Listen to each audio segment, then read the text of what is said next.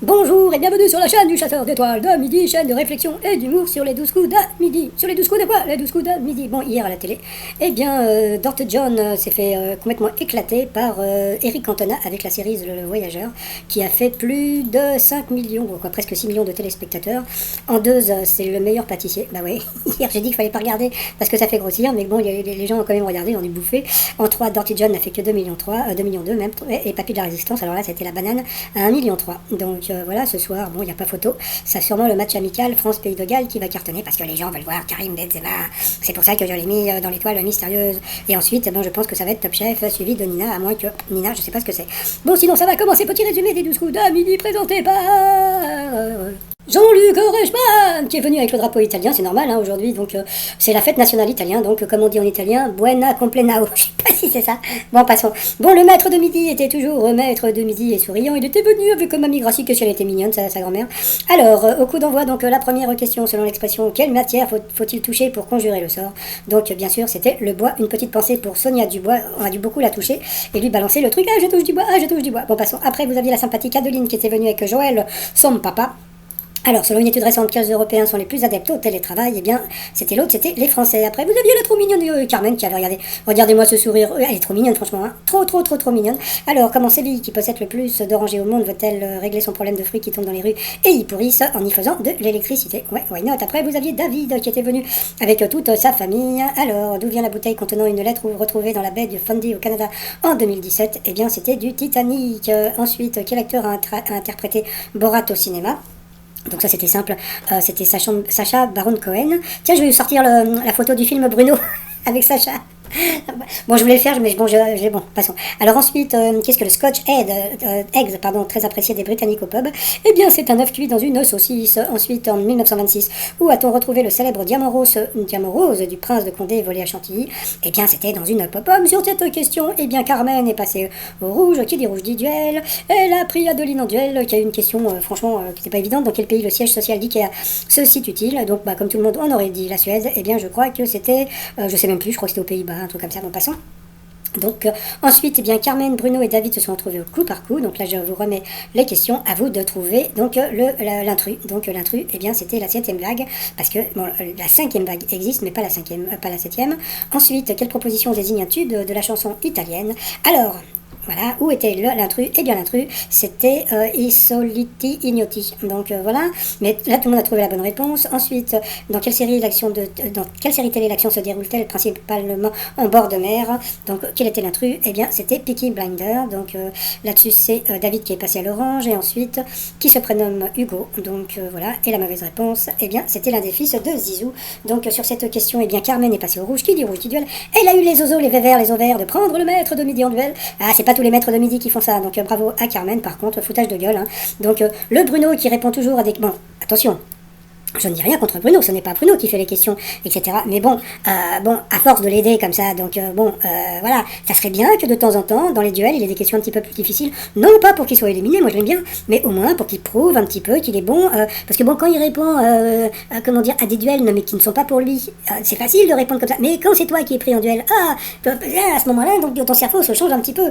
Donc là, la question, c'était une question de bébé, hein, qu'est-ce qui est la base d'une paella traditionnelle? Donc bien sûr, c'était le riz. Donc foutage de gueule, bon la pauvre Carmen après est partie. Donc ensuite Bruno et David se retrouvent au coup fatal et puis il y a eu la pub. Alors, j'ai fait un truc que j'ai jamais fait en je sais pas combien d'années.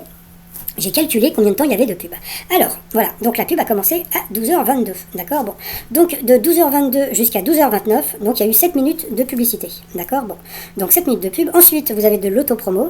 Et ensuite, comment dire, qu'est-ce qu'il y a eu après? Et puis après, il y a eu donc deux sponsors, bon, qui sont là à chaque fois, avant donc les 12 coups de midi. Donc en fin de compte, vous avez eu à peu près donc 8 minutes de pub et d'autopromo. Donc voilà, donc bientôt, je vous ferai un petit calcul. Donc voilà, si un jour, eh bien, vous prenez un minuteur comme ça, vous le mettez à 8 minutes et vous verrez qu'après vous arrivez directement sur le coup fatal si vous voulez regarder le coup fatal. Bon, après, donc, comment dire, le pauvre David était gentil, mais bon, voilà, comme on peut voir à la fin, je sais pas, bon.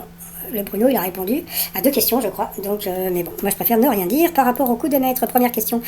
Qu'oppose-t-on en général au sens propre d'un mot? Donc, figuré, bien sûr. Sur Spotify, quel rappeur est l'artiste le plus écouté de tous les temps? Donc, bon, ça semblait évident, donc c'était Drake. Donc, bravo quand même à Bruno qui a dit Drake. dans le jeu Zelda Breath of the Wild, qui est le boss final à abattre. Alors bon, là vous allez me dire, ah c'est une question difficile, c'est peut-être une question peut-être difficile pour vous qui ne jouez pas aux jeux vidéo, mais il faut savoir que Bruno joue beaucoup aux jeux vidéo et qu'il connaît ce jeu, donc il a dit bah non Hyrule je sais que c'est ça, bah non je sais que c'est ça, donc ça peut être que l'autre, donc alors d'un côté bah bravo, mais d'un autre côté puisqu'il joue aux jeux vidéo, donc c'était plutôt facile. Ensuite, qu'est-ce qu'il a eu après? Alors quel instrument a fait son entrée dans les orchestres symphoniques en 1874 avec la danse macabre de Camille Saint-Saëns? Alors là il nous a épaté, parce qu'à ce moment-là bah, il a dit donc le xylophone, parce que voilà, donc bon, à partir de ce moment-là, donc là il a pu montrer encore qu'il était épatant, donc voilà. Et puis ensuite, quel acteur revisite les contes de notre enfance dans un livre intitulé C'est l'heure des contes? Donc bah, il a dit qu'il verrait bien Gérard Jugnot, puisque bon, il a son petit côté bonhomie, etc. Donc bravo encore à lui, parce que c'était lui, c'était Gérard Jugnot. Bon, ça, tout le monde bon, il y a beaucoup de gens qui le savaient, puisqu'il en avait parlé dans Les Grosses Têtes. Donc voilà, et puis bah sinon, mais quand même, franchement, il est quand même pas mal épatant. Voilà, donc il n'y a pas longtemps, il a eu un coup de mou, mais là, ça y est, donc il a dépassé les 610 000 euros de gains, donc bah, bravo à lui, hein, donc voilà. Et puis, tiens, bah, demain, je vous ferai un petit calcul de la pub pour voir, comment dire, combien gagnent les 12 coups de midi.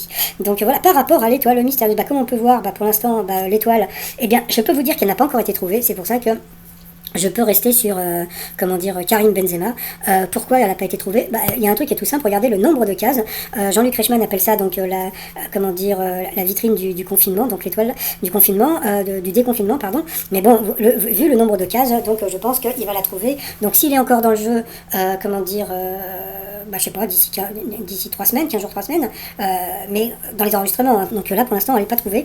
Donc là, bon, moi je vais rester sur Benzema, mais bon, c'est pas ça, hein, franchement, parce que là, bon, qu'est-ce qu'on voit? On voit des immeubles, donc lui il voit Cannes, moi pour l'instant je vois rien, et puis j'ai pas encore cherché, donc voilà quoi, donc bon, et puis comme on peut voir, bon, pourquoi, ce qu'il faut voir aussi avec l'étoile, c'est que vous avez quand même la bagnole qui est à 58 400 euros, donc bon, de ce côté-là, il n'y a pas photo, c'est pour ça que Bruno n'a pas trouvé encore l'étoile le mystérieuse. Bon, bah, pour finir, le t-shirt, je suis français. Il est très joli ce t-shirt. Voilà, donc, bah, puisque ce soir vous avez l'équipe de France qui joue contre le Pays de Galles. Le truc était super rigolo aujourd'hui parce que Jean-Luc Reichmann a dit oui, bonne chance pour à l'équipe de France. C'est un match amical. Jean-Luc. Si vous m'écoutez, c'est un match amical, donc bon, il n'y a pas de... Voilà, je pense que les gens vont regarder pour voir le retour de Benzema, mais sinon, c'est un match amical. Donc voilà, donc le t-shirt sur le site trosmignon.com. Si vous avez des infos, n'hésitez pas à me laisser des messages sur étoile-de-midi-outlook.fr. Et sinon, bah, je vous souhaite une très très bonne journée. Et je vous dis à demain, portez-vous bien. Et pour les autres, le mot résumé, c'est tout de suite. Allez, bye bye. Et bravo encore à Bruno. Bonjour et bienvenue sur la chaîne du chasseur d'étoiles de midi avec sa voix normale. Alors, allez, on va commencer directement sur le coup d'envoi avec Bruno. Sa question trop dure, selon l'expression, quelle matière faut-il toucher pour conjurer le sort? Donc bien sûr, on touche du bois. Après, vous aviez Adeline.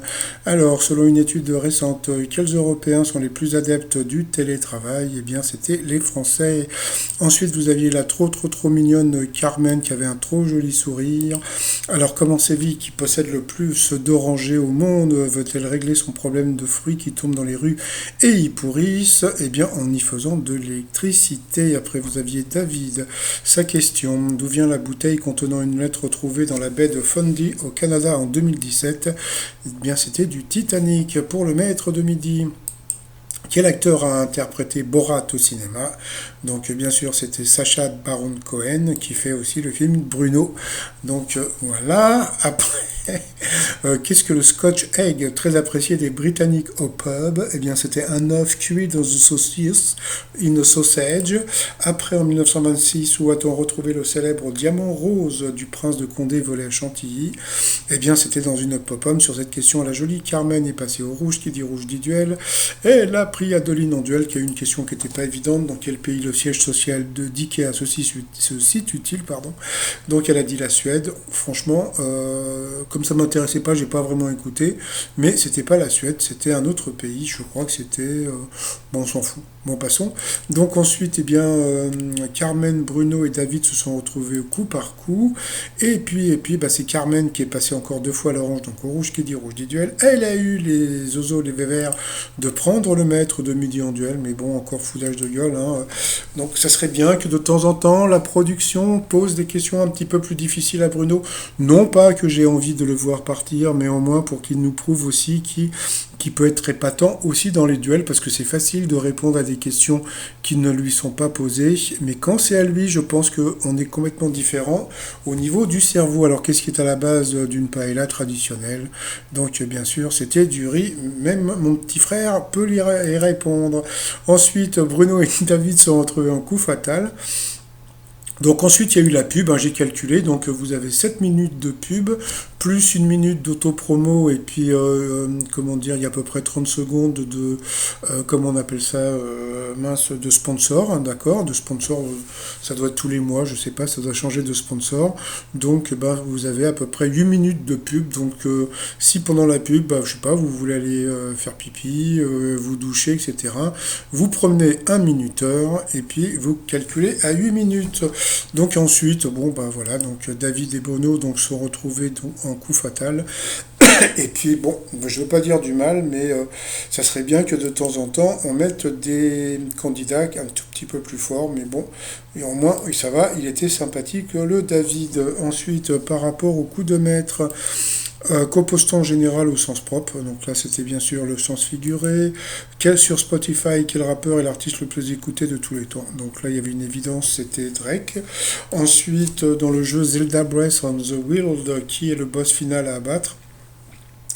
Donc quand tu voyais les réponses, c'était pas évident, parce qu'il y avait Hyrule, Bowser ou l'autre.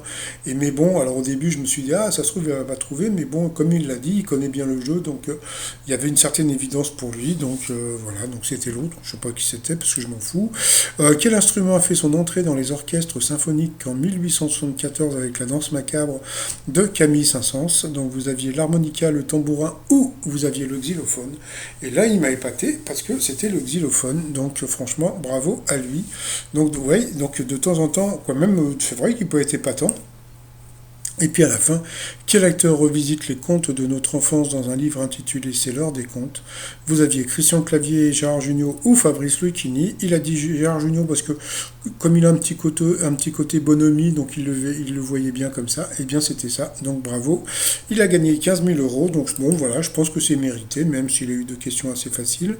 Donc voilà, ça y est, il a dépassé les 610 000 euros de gains, donc bah, bravo à lui, hein. Puis bon, pour les jaloux, c'est pas la peine d'être jaloux, hein, puisque bon, comme dirait l'autre, c'est pas notre fric, donc de ce côté-là, il n'y a pas de problème. Bon, bah sinon, comment dire, par rapport à l'étoile mystérieuse, comme je l'ai dit, elle n'a pas encore été trouvée, je pense qu'elle va être trouvée ces derniers jours, parce que ces prochains jours, pardon, parce que bon, en ce moment, il y a des enregistrements, et puis bon, comme faut voir, il y a je sais pas combien de, je crois qu'il y a une quarantaine de cases, même plus, donc je pense que l'étoile n'a pas été trouvée, donc là, pour rigoler, je dis encore Karim Benzema, mais je sais que c'est pas ça puisqu'elle n'a pas été trouvée, donc c'est pas la peine que je vous dise n'importe quoi. Donc je dis Benzema parce que bon, voilà, il y a l'équipe de France tout simplement. Bon bah sinon, bah moi je vais vous souhaiter une agréable journée, puis je vous dis à demain, et puis bah faites attention au soleil parce que vous pouvez même attraper des coups de soleil, des coups de je t'aime, da la la la. Bon allez, à demain, bye bye.